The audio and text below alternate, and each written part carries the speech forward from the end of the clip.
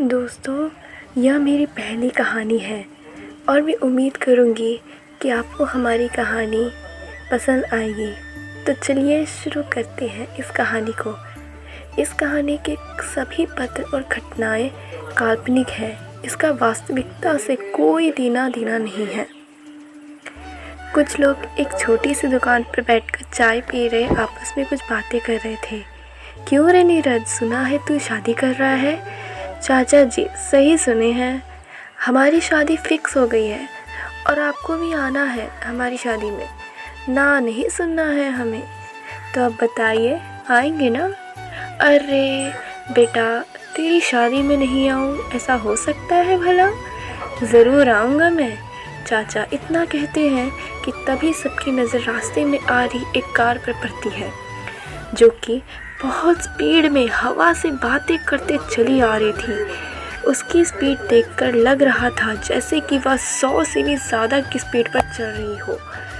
इतनी कच्ची सड़क पर 100 की स्पीड से गाड़ी चलाता देखकर नीरज कहता है, इन लोगों का कुछ नहीं हो सकता चाचा, आजकल इतने एक्सीडेंट हो रहे हैं, इन सब के जिम्मेदार यही लोग तो हैं।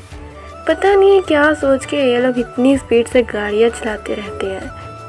पास में ही खड़ा एक आदमी बोलता है, चाचा क्या बोल रहे हो? एक दूसरा आदमी बोलता है, पैसे का घमंड है। जब लोग अमीर हो जाते हैं तो वैसे ही पागलपन वाले काम करते रहते हैं। चाचा जी उसकी तरफ अपना हाथ करके कहते हैं, हाँ बेटा तुमने सही कहा। इतना ही बोले थे चाचा कि तभी उस गाड़ी का एक दूसरे गाड़ी से टक्कर हो गया और वो गाड़ी वहीं पर पलटी हो गई।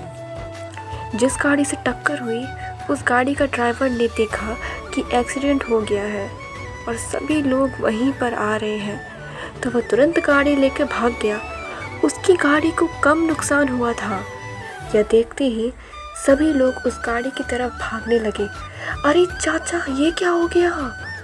नीरज बेटा देख रहा है, एक तो गाड़ी का एक्सीडेंटर हो गया और मदद किए बिना ही भाग गया। जल्दी चलो चाचा, पलटी हुई गाड़ी की तरफ। और देखते ही देखते वहाँ लोग की भीड़ लग गई। कुछ लोग जल्दी से उस कार के अंदर देखते हैं तो उसमें एक 20 साल का लड़का होता है।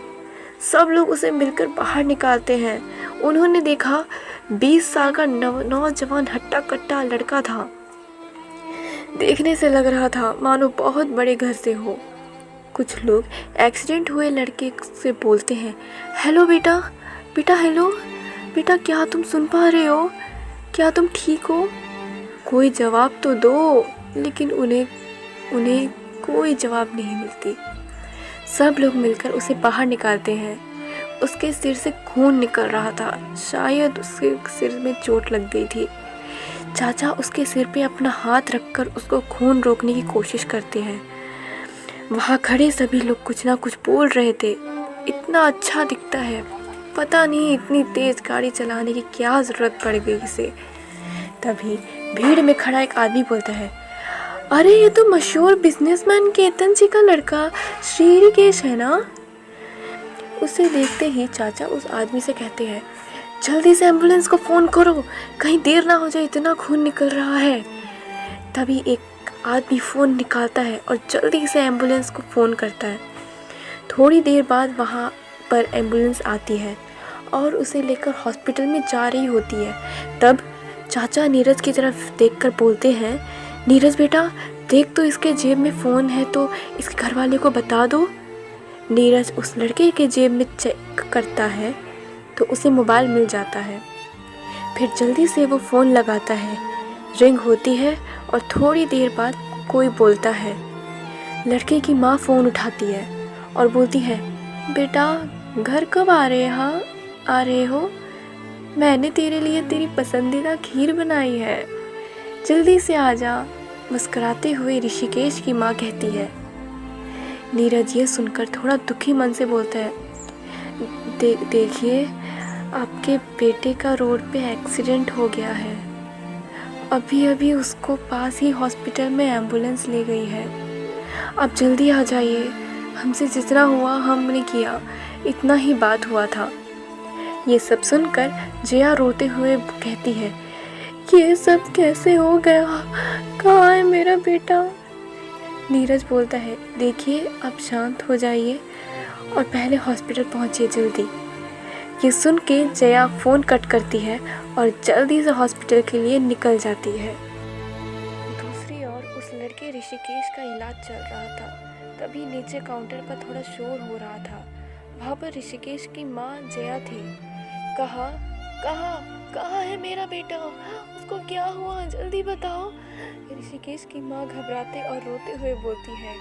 काउंटर पर बैठी लड़की बोलती है, मैम मैम पहले आप थोड़ा शांत हो जाइए और हमें ये बताइए कि आपके बेटे का क्या नाम है, ताकि हम आपको बता सकें कि वो कहाँ कौन से रूम नंबर में है और उसको क्या हुआ है। जया थोड़ी शांत होती है और उसके बाद रोते हुए बोलती है, मेरे बेटे का नाम ऋषिकेश है। अब आप जल्दी बताइए कि वो कहाँ है। मुझे पता चला है कि उसका एक्सीडेंट हो गया है। किसने मुझे फ़ोन करके बताया कि ऋषिकेश का एक्सीडेंट हो गया है और वह इसी हॉस्पिटल में है। जया रोते हुए कहती है, वो कहाँ है? जल्दी से प्लीज़ मुझे बताइए, मुझे उससे मिलना है। काउंटर पर बैठी लड़की कंप्यूटर में चेक करते हुए कहती है, 1 मिनट मैम, चेक करती हूँ, बताती हूँ मैं। थोड़ी देर में लड़की बोली है, मैम वह रूम नंबर 206 ऑपरेशन रूम में है। अभी उनका ऑपरेशन चल रहा है। आप वहाँ जाकर उससे मिल लीजिए, उसका इलाज चल रहा है अभी। जया दौड़ती हुई ऊपर के रूम नंबर 206 के ऑपरेशन रूम के पास जाती है। अभी ऑपरेशन चल रहा था। जया बाहर बैठकर रोते हुए ऑपरेशन ख़त्म होने का वेट कर रही थी। 15 मिनट के बाद ऑपरेशन ख़त्म होता है। थोड़ी देर में डॉक्टर बाहर आते हैं। जया रोते हुए उनसे पूछती है कि मेरा बेटा ठीक तो है ना डॉक्टर साहब? जया रोते हुए पूछती है, डॉक्टर देखिए, हमने अपनी पूरी कोशिश की, पर हमने आपके बेटे को तो बचा लिया, लेकिन वह अभी वो कोमा में है। जया थोड़ा शांत हुए दुखी मन से बोलती है, डॉक्टर साहब ये आप क्या कह रहे हैं? मेरा बेटा कोमा में है? आपको ज़रूर कोई गलत फहमी हुई होगी। मेरा बेटा कोमा में नहीं जा सकता। जया दौड़ते हुए ऋषिकेश के पास जाती है और रोते हुए ऋषिकेश के चेहरे को देखते हुए उसका हाथ पकड़कर कहती है, बेटा मैं हूँ तेरी माँ। बेटा माँ से बात नहीं करेगा? मैं तेरी माँ हूँ, कुछ तो बोल बेटा। पर ऋषिकेश का कोई रिप्लाई नहीं होता। वो जस से तस रहता है, कोई मूवमेंट नहीं करता। यह देखकर जया रोने लगती है और रोते हुए बाहर डॉक्टर के पास आती है और कहती है, आपको पैसे चाहिए? आपको जितने पैसे चाहिए आप ले लीजिए, प्लीज़ मेरे बेटे को ठीक कर दीजिए। डॉक्टर कहते हैं, हम आपकी परेशानी को समझ सकते हैं, बात पैसों की नहीं है।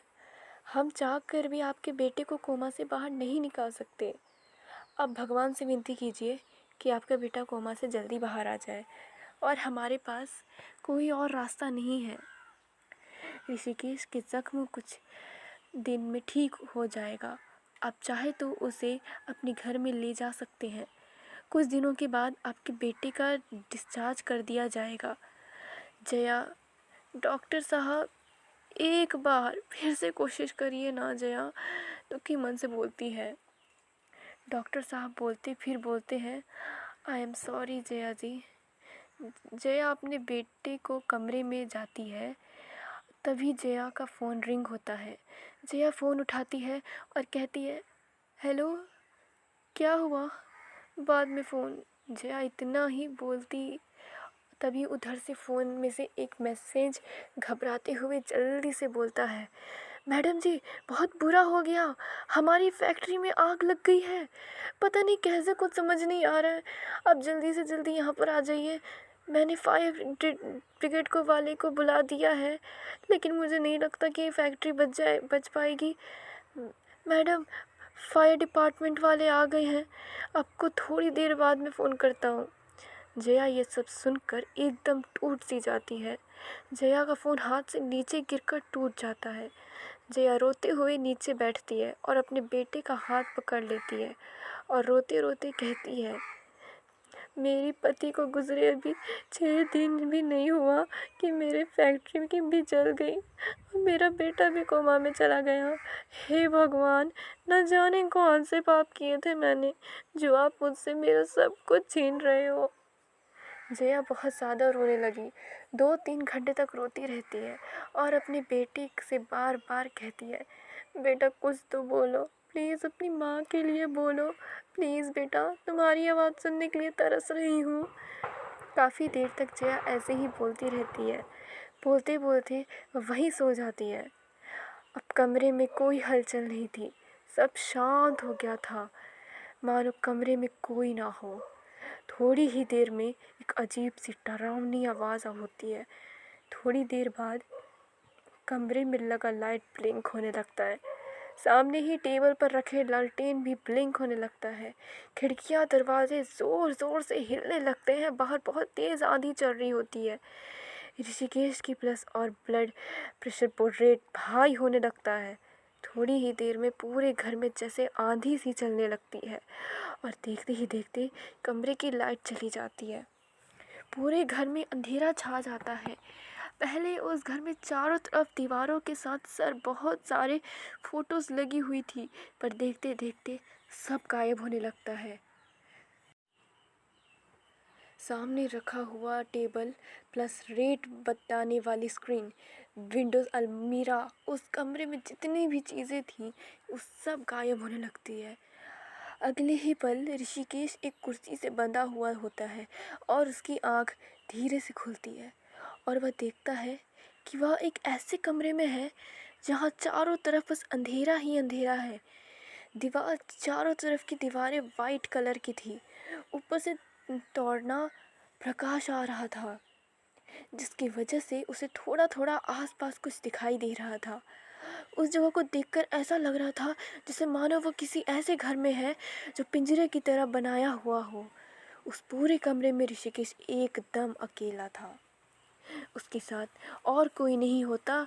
ऋषिकेश वहाँ बिल्कुल अकेले पाकर बहुत डर जाता है और चिल्लाने लगता है और कहता है, मैं यहाँ पर कैसे, मैं तो कार में था। आगे की स्टोरी आपको चैप्टर 2 अंधेरे में मिल जाएगी। कहानी का भाग 1 आपको कैसा लगा कमेंट करके ज़रूर बताइए।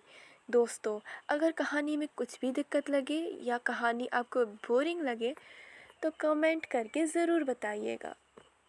Thank you.